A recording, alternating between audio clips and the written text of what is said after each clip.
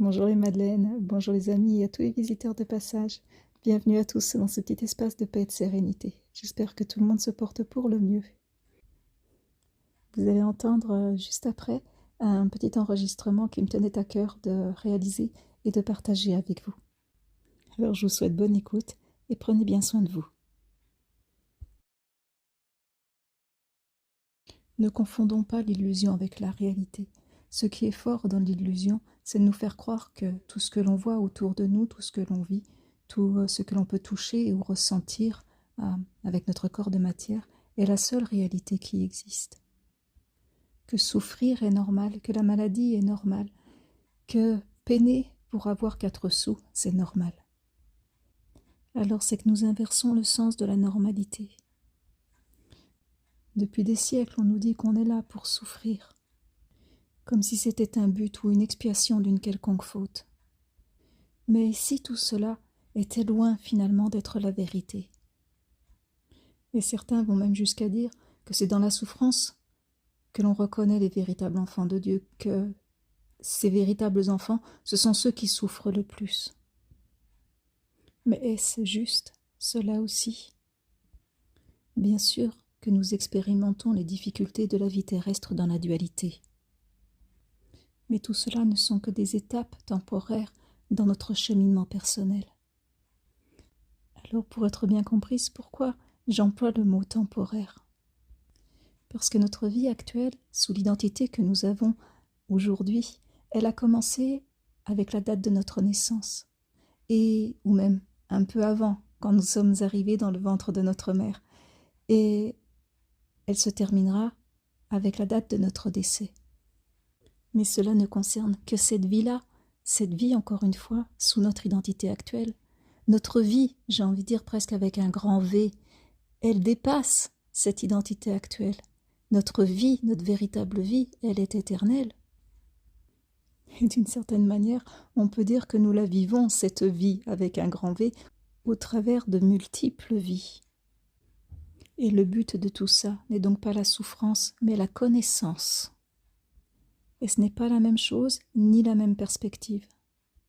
Croire que la souffrance c'est le but, c'est subir sans raison.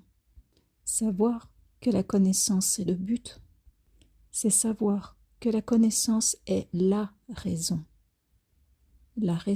de tous ces apprentissages. Et peut-être que un des écueils que nous commettons et qui nous dessert le plus, ce sont nos croyances. Et peut-être surtout nos croyances négatives, car nos croyances structurent notre réalité. Par exemple, si je crois que la maladie est normale, parce que la maladie c'est quelque chose qui est très répandu sur Terre, et sous de multiples formes, eh bien il y a de grands risques que je subisse cette maladie. Cette maladie va devenir fatalité, va devenir la faute à pas de chance. Mais dans le cas d'une croyance qui serait basée sur la connaissance et non pas sur la fatalité, eh bien la maladie va devenir un indicateur comme quoi dans notre vie il y a un déséquilibre. Un blocage, une émotion qui n'a pas été vue ni entendue, ou qui a été enterrée, mise de côté, un événement qui a été traumatique. Il y a de multiples causes possibles. Et sous l'axe de la connaissance, nous n'allons pas seulement guérir le corps, nous allons aussi guérir la cause. Et c'est aussi ainsi que nous allons apprendre à nous connaître, mais aussi à nous aimer. Car nous ne prenons pas seulement soin de notre corps, nous prenons aussi soin de nos émotions. Et en devenant responsables de nous-mêmes, en prenant soin de nous sur tous les plans de notre existence, c'est-à-dire entre autres affectifs, émotionnels, corporels et tous les autres, nous devenons acteurs, actrices de notre propre changement et donc de notre propre guérison. Mais une guérison qui sera finalement peut-être plus complète car elle ne concernera pas seulement que le corps. Et pour sortir de l'exemple de la maladie et généraliser à nouveau, je dirais que pour sortir de l'illusion, il faut cesser de croire à ce que l'on nous dit, à ce que toutes les entités, au sens très large du terme, entendent qui doit entendre car ce mot a de multiples définitions, et elles peuvent toutes être concernées. En tous les cas, ce que toutes ces entités veulent nous faire croire pour nous détourner de notre chemin véritable, celui de la reconnexion à qui nous sommes vraiment. L'âme reliée, connectée à la source divine et à son plein potentiel d'amour et de sacré, ce qui nous amènerait à vivre, finalement, une humanité renouvelée, une humanité différente de celle vers laquelle on veut nous amener. Et ainsi, nous ne deviendrons pas une humanité manipulée, subissante et soumise, mais au contraire une humanité souveraine. Et c'est toute la différence. Car consciente d'elle-même. L'illusion, c'est de croire que nous n'avons pas le choix de subir ce qui se passe autour de nous, voire même au niveau planétaire. De croire que nous ne pouvons rien y faire.